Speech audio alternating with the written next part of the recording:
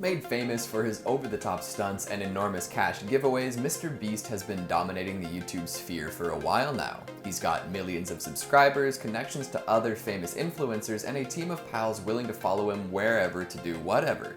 But how does he manage to so consistently give away so much money? Where does it all come from? How much money does Mr. Beast have? We'll explore that today. Mr. Beast had humble beginnings. Almost a decade ago, he launched his first YouTube channel full of stuff he'd hoped would go viral. Compilations of funny Minecraft and Call of Duty clips were his bread and butter for a bit, but eventually he hit it big. After dropping out of post-secondary education to pursue his YouTube dream, Mr. Beast came up with a video that would influence all of his content moving forward. He counted to 100,000. This played well with the algorithm, and from there it was a breeze. Well, not exactly a breeze, but you'll see. He started producing all sorts of videos that involved performing a dull, senseless, or crazy task for extremely long periods of time. He would spin fidget spinners for 24 hours, watch music videos on repeat uninterrupted for entire days, and go through the same drive-thru 1,000 times. The kind of stuff no sane person would actually attempt, but maybe would want to watch a video just to see what happens. This was the golden era of Mr. Beast, and from here he came up with all sorts of other ways to create videos that would go viral. His name became more widely known and his team grew bigger. As his notoriety rose, so did his money-making abilities. He wasn't just making dough from his view counter and ads on the videos anymore, brands were seeking him out. He started making merchandise to sell to fans, and he facilitated partnerships with other big personalities to make profit. Say what you will about Mr. Beast's videos, he was a discerning businessman. Over the years, he capitalized on his own brand as best he could and raked in cash by the handful. Then he started a whole new kind of video, one that seems to be his main source of inspiration these days. He began selling himself as the world's biggest online philanthropist. Now, he wasn't just donating monies to charity in the background, he would take enormous stacks of cash and just give it away to strangers on camera. Kinda like Cash Cab, except way more money and nobody had to answer trivia questions to earn a little moolah. He racked up millions and millions of views by giving away extravagant things. He bought out used car dealerships and let customers walk away with cars. He purchased the entire stock of many stores and then donated the products to charities. He straight up handed out wads of cash to folks walking around like he was Drake in God's plan. He even claims that for every subscriber he gains, he'll give 10 cents to charity.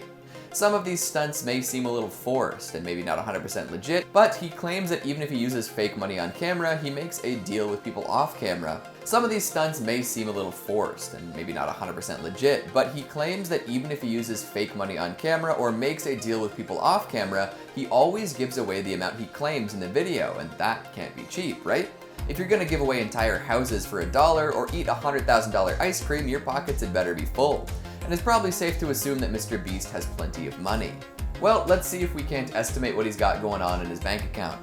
First of all, Mr. Beast has a lot of revenue streams. He's got his main YouTube channel, which has over 50 million subscribers and consistently puts out videos that rack up millions of views. Then there are all of his side channels, which range from hundreds of thousands of subscribers to millions.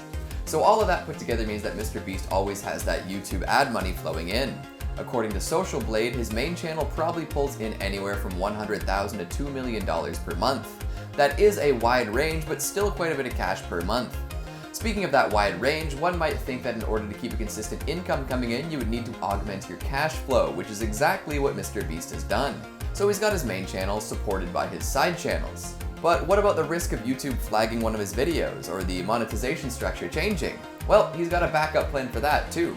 If YouTube isn't going to pay out, then someone else will. A popular way for content creators to make money these days is through sponsorships. Little commercials for products and services woven right into the videos folks are already watching. Some videos are outright with their sponsorships and include their ad right in there. Others are made through brand partnerships though. You know the ones. Brands give creators some money in order to create a video to their standards, or maybe with a few product placements. Either way, that's more money for Mr. Beast. Like most influencers, Mr. Beast also has a bunch of merch fans can buy with his logo on it. Shirts, hoodies, and hats are the mainstays of Mr. Beast merchandise, and he makes sure to plug these items in pretty much every video. I can't say for sure how much he makes on these, but you can probably assume it's a pretty hefty sum. Lastly, Mr. Beast has been trying his hand at the restaurant business. In the past year, he's managed to open up hundreds of ghost kitchens across North America.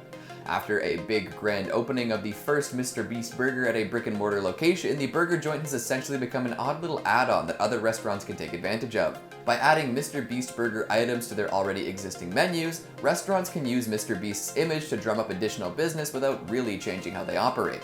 It's been especially successful thanks to the proliferation of food ordering apps over the past little while. So that just about sums up Mr. Beast's money-making endeavors. He's got his many YouTube channels, which pull in ad revenue through YouTube. He partners with various brands to make additional money and plugs his merch whenever possible. Lastly, he has a chain of burger ghost kitchens all across the United States and some parts of Canada. So even if he's giving away exorbitant amounts of money through YouTube philanthropy and spending big bucks on stunts, he's always making it back no problem. The question remains, how much money does he actually have? Well, he hasn't publicly disclosed his earnings, so we can't know for sure. Plus, the way he spends and gives away money means that his savings must fluctuate regularly. Not enough to put him in the red, mind you, I'm sure he's very careful with that. So the best we can do is estimate. eBizFacts estimates that he makes somewhere around $12 million per year via YouTube ad revenue. And we can probably double that pretty easily with brand partnerships and merch. And of course, his income isn't just gonna sit there. He spends it on all sorts of stuff, from the equipment and giveaways needed for his videos to paying his employees and paying his taxes. Add in assorted other money-making methods that aren't as public, and Mr. Beast probably clocks in at having somewhere between $15 and $20 million. That's just a guess though, and you can be sure that it changes often. So what do you think? Does he have more than that? Less? What would you do with that kind of money? Make sure you let me know down in the comments. Speaking of comments, let's take a look at some of the more masterful ones from What If Meghan Markle Ran for President? Maria Urena says, congrats to everyone who was early and found this comment. Jeez, I was 18 hours late. Belle of the Ring says she'd lose. There are too many conservatives in the country to let a possible royalist run the country. I mean, you would think so, but a lot of folks on the right are coming out to support the royal family these days. Ryan the Vlogger says, if Meghan Markle became president, would Harry be America's first man? Wouldn't that be fun? And that's all the time we have for today. Thanks for watching, and I'll see you next time.